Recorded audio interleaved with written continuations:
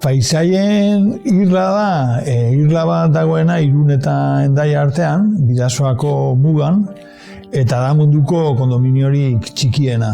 Honek esan nahi du, Frantziak eta Espainiak dutela soberanotasun partekatua. 6 hilabetez espainola da eta 6 hilabetez frantsesa.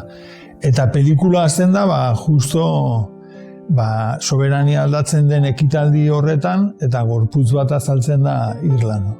Orduan ikusi beharko dute ze estatuko hartuko duen gorpu horren jabetasuna. Proiektua sortzen da, behin periodikoa irakurtzen ari nintzela, ikusi nuelako Bidasoa ibaian pertsona bat ito zela bestaldera pasa nahian. Eta orduan hasi nintzen pixka bat informatzen zergatik zen eta zer gertatzen zen, eta azkenean Bidasoako muga bilakatu da oso muga importantea mugarik gabeko Europa barruan. Eta hasi nintzen dokumentatzen eta ikusi nun 9 hildako egon direla muga hortan, eta orduan sortu zitzaidan beharra pelikula bat egiteko historia hori kontatzeko. Bereze proiektua hasi ginen tentazioa ekoiztetxe euskaldunarekin mugitzen, eta sartu zen lehenengo agentea izan zen ETB. Eta hortik aurrera hartu ziguten Eskaken, eta bertan ezagutu genuen Sandra Tapia, dela Arkadiako ekoizlea. Hortik aurrera egin genuen koprodukzio bat Frantziarekin, eta gutxina juntziren jente desberdinak sartzen finantziazioa lortzeko.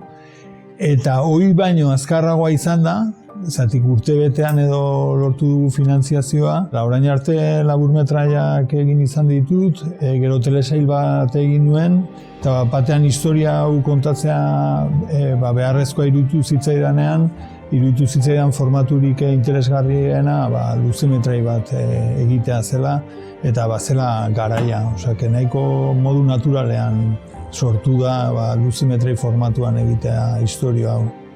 Apirilaren 25ean izango da Zinearetotan estrenaldia, eta ordura arte hori Goteborreko festivalean izan da estreno internazionala, Malagako festivaletik pasako gara, Euskal Herrian giza eskubideen festivalean ere egongo gara, eta beste festivalen batean ere, baina oraindik ez da ofiziala, ezin dut kontatu.